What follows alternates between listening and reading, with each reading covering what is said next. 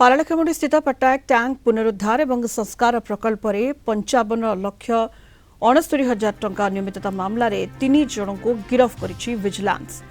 पूर्वतन कनिष्ठ जंत्री D Yudhisthir, municipal engineer Sanjeev Champati एवं ठिकादार सुरेंद्र पाणिग्राही को गिरफ्त करा जायछि। 2019 रु 2022 मध्य प्रकल्प कार्य समय मेजरमेंट बुक रे जाणीशुणी मिथ्या तथ्य दर्शा जायथिला। वास्तव में काम न होइथिबा किंबा निम्नमानर काम को सठिक बोली दर्शाई सरकारी अर्थ हड़प करा जायथिला। पूर्वतन जेई डी युधिष्ठिर मिथ्या मैप रेकर्ड करथिबा बेले म्युनिसिपल इंजीनियर संजीव चंपती ताहाकु जांच करी सठिक बोली प्रमाणित करथिले। एहाकु आधार करी ठिकादार सुरेंद्र पाणिग्राही को 3टी आरए बिल माध्यम मोट 1,22,40,700 टंका प्रदान कर जायथिला।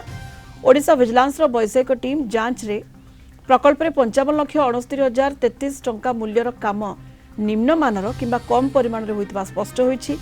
राज्य सरकार को राजकोष को सीधासलख क्षति पहुंची। ए घटना ब्रह्मपुर विजिलेंस थाना रे मामला रुजु करा जायछि।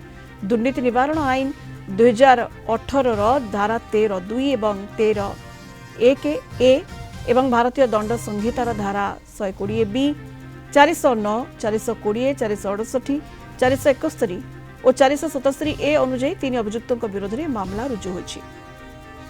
अधिक सूचना पाई जोनल हेड विभूति साहू आम सहित जोड़ी होइछंती फोन लाइन रे। विभूति 3 जन को अनियमितता मामला रे विजिलेंस गिरफ्त करिछि एवं एमानक ना रे निर्दिष्ट भाव कौन अभियोग थिला एवं किबळी भाव रे माने अनियमितता रे शामिल थिले एवं सरकारी अर्थ हड़प अभियोग मध्ये रहुछि एमानक ना रे। विभूति देखो सनिता 3टी बिल रे 1,22,40,700 टंका उठा जाइतला एवं जोउथरे कि 55,69,033 टंकार माने घोटाला हेछि। ए टंका काम न करिकि सरकारଙ୍କର ए टंका को नेइचंती, सरकारी अर्थ आत्मसात करचंती, दुर्नीति करचंती। पार्लाखेमुंडी स्थित पट्टनायक टैंक पुनरुद्धार एवं संस्कार प्रकल्प नारे ए 55,70,000 टंका आर्थिक अनियमितता हेछि, जोथरे कि 3 जन को गिरफ्त करा जायछि।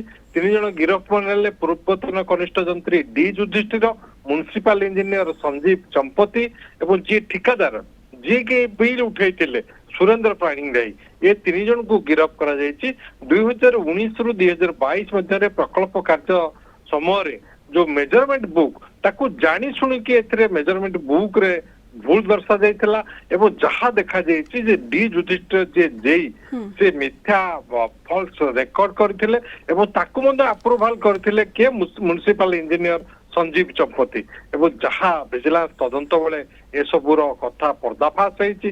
सेमानक विरुद्ध रे दुर्नीति निवारण संशोधन आईन 2018 विभिन्न धारा, भारतीय दंड संहितार विभिन्न धारा जेमति कि 120(b), 409, 420, 468, 471, 477 एथिरे मामला रुजु होइछि ब्रह्मपुर विजिलेंस थाना रे एवं 3 जन को गिरफ्त करा जायछि एवं समान को आज कोर्ट चालान करा जेबो। ये निश्चित गोटे बड़ सफलता कहबा हमें ओडिशा विजिलेंस को जेमति कि 56 लाख टंकार आर्थिक अनियमितता रे जे अभियुक्त समान को गिरफ्त करा। धन्यवाद विभूति साहू जोनल हेड हम सहित फोन लाइन रे जोड़ी होइतिले अधिक सूचना पाई।